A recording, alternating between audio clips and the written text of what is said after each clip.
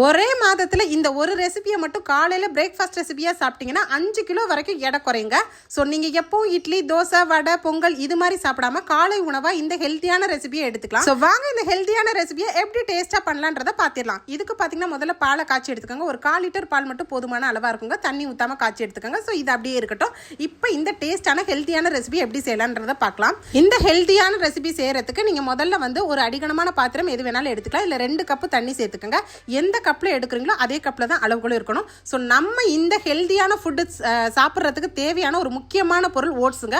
Oats தெரியாதவங்க யாருமே கிடையாது. இது எல்லாருமே தாராளமாக எடுத்துக்கலாம். இதில் பார்த்தீங்கன்னா 1 கப்பு ஓட்ஸ் தண்ணி சூடானதுக்கப்புறம் நம்ம இதில் ஆட் பண்ணிக்கலாம். நல்ல ஓட்ஸ் வந்து நல்ல பிராண்டடாக வாங்கிக்கோங்க. ஸோ ஓட்ஸ் வந்து பார்த்தீங்கன்னா சீக்கிரத்துலேயே குக் ஆயிரும். ஒரு 5 நிமிஷத்தில் ஒரு ஹெல்த்தியான ஃபுட்டு செய்யலாம்னா இதை நீங்கள் தாராளமாக ட்ரை பண்ணலாம். டேஸ்ட்டாகவும் இருக்குங்க.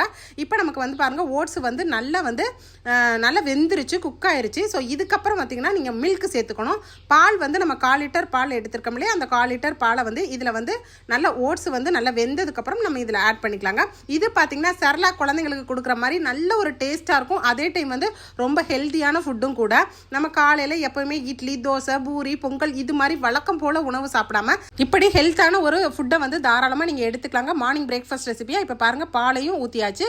பால் மிக்ஸ் ஆனோன்னா நல்லா வந்து நம்ம செர்லாக்ன்ற மாதிரி இப்படி வந்து சேர்ந்தாப்பில் வரும். ஸோ இந்த மாதிரி டைமில் தான் நம்ம அடுத்து வந்து இதில் என்ன பொருள் சேர்க்கலான்றதை பார்ப்போம். ஸோ இது பார்த்தீங்கன்னா சுகர் பேஷண்ட், பிபி பேஷண்ட் எல்லா பேஷண்ட்டுமே தாராளமாக இதை எடுத்துக்கலாம். சுகர் பேஷண்ட்டுக்கு மெயினாக என்னென்னா கொஞ்சம் கூட சக்கரை போடாமல் நீங்கள் எடுத்துக்கணும். மற்றவங்க பார்த்தீங்கன்னா தாராளமாக டேஸ்ட்டுக்காக ஒரே ஒரு ஸ்பூன் வந்து நாட்டு சக்கரை, சுத்தமான நாட்டு சக்கரை இதில் நம்ம ஆட் பண்ணிக்கலாம். ஏன்னா குழந்தைங்க பார்த்தீங்கன்னா சாப்பிடும் போது இந்த சக்கரை லைட்டாக ஸ்வீட் இருந்தால் தான் சாப்பிடுவாங்க, அதுக்காக. ஆனால் வயசானவங்க பெரியவங்க பார்த்தீங்கன்னா சுகர் பேஷண்ட்லாம் தாராளமாக அப்படியே சாப்பிடும். அதாவது இதில் எக்கச்சக்கமான புரதச்சத்தும் நார்ச்சத்தும் இருக்குங்க. விட்டமின்ஸும் அதிகமாக இருக்குது. இதில் பார்த்தீங்கன்னா அதாவது 100 கிராம் ஓட்ஸில் 389 கலரி இருக்குன்னு சொல்கிறாங்க. இதில் பார்த்தீங்கன்னா நம்ம பாதாம், முந்திரி பருப்பு எந்த நட்ஸ் வேணாலும் நீங்கள் தாராளமாக வந்து நீங்கள் வந்து ஆயிலையோ நெய்யிலையோ பொரிச்சு போடாமல் அப்படியே வந்து பொடிசாக கட் பண்ணி இதில் டேஸ்ட்டுக்காக சேர்த்துக்கலாம். நான் பார்த்தீங்கன்னா உலர் திராட்சையும் வந்து சேர்த்துருக்கேங்க. உலர் திராட்சையில் ஒரு 10 திராட்சை நான் அப்படியே தான் சேர்த்துருக்கேன். ஸோ இந்த மாதிரி ஒரு ஹெல்த்தியான ஃபுட்டு சாப்பிட்றது மூலியமாக பார்த்தீங்கன்னா நமக்கு பசியே எடுக்காது, அந்தளவுக்கு எனர்ஜெட்டிக்காக இருக்கும்.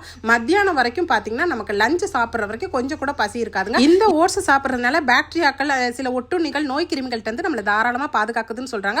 அது மட்டும் இல்லாமல் நம்ம இதயத்தை வலுப்படுத்துதுங்க. அதோடு மட்டும் இல்லாமல் சுகர் பேஷண்ட், அதாவது டயாபெட்டிஸ் நோய் உள்ளவங்க வந்து இதை தாராளமாக எடுத்துக்கலாம்னு சொல்கிறாங்க. ஸோ நம்ம இதயத்தை வலுப்படுத்துறதுல ரொம்ப முக்கிய பங்கு வகிக்குதுன்னு சொல்கிறாங்க. ஸோ இப்பேற்பட்ட ஒரு ஹெல்த்தியான ஓட்ஸை நம்ம காலை உணவாக எடுக்கிறதுல தப்பே கிடையாதுங்க. எப்பவும் வழக்கம் போல் சாப்பிடாம நீங்களும் இந்த ஹெல்த்தியான ரெசிபியை ட்ரை பண்ணுங்க. இந்த சத்தான ஓட்ஸில் பார்த்தீங்கன்னா கார்போஹைட்ரேட்டும் விட்டமின் பியும் இருக்கிறதுனால எப்பவுமே நமக்கு புத்துணர்வோட எனர்ஜெட்டிக்காக இருக்க முடியுது. அதோட மட்டும் இல்லாமல் நம்ம மன அழுத்தத்தையும் வந்து கண்ட்ரோல் பண்ணுதுன்னு சொல்கிறாங்க. ஸோ இதில் பார்த்தீங்கன்னா நான் வந்து அழகுக்காக மட்டும் தாங்க இதெல்லாம் சேர்த்துருக்கேன். இது வந்து தேவையே கிடையாது, அப்படியே நீங்கள் தாராளமாக சாப்பிடலாம். ஸோ அப்புறம் என்னங்க ஓட்ஸே பிடிக்கல, எப்படி உணவு சாப்பிட்டாலும் வெயிட்டே குறைய மாட்டேதுன்ற உங்கள் ஃப்ரெண்ட்ஸுக்கு இந்த வீடியோவை நீங்கள் சேவ் பண்ணிட்டு நிறைய ஷேர் பண்ணிக்கோங்க. இந்த யூஸ்ஃபுல்லான வீடியோ பிடிச்சிருந்தா நம்ம பேஜை தொடர்ந்து ஃபாலோ பண்ணிக்கோங்க. தேங்க்யூ. தேங்க்ஸ் ஃபார் வாட்சிங்.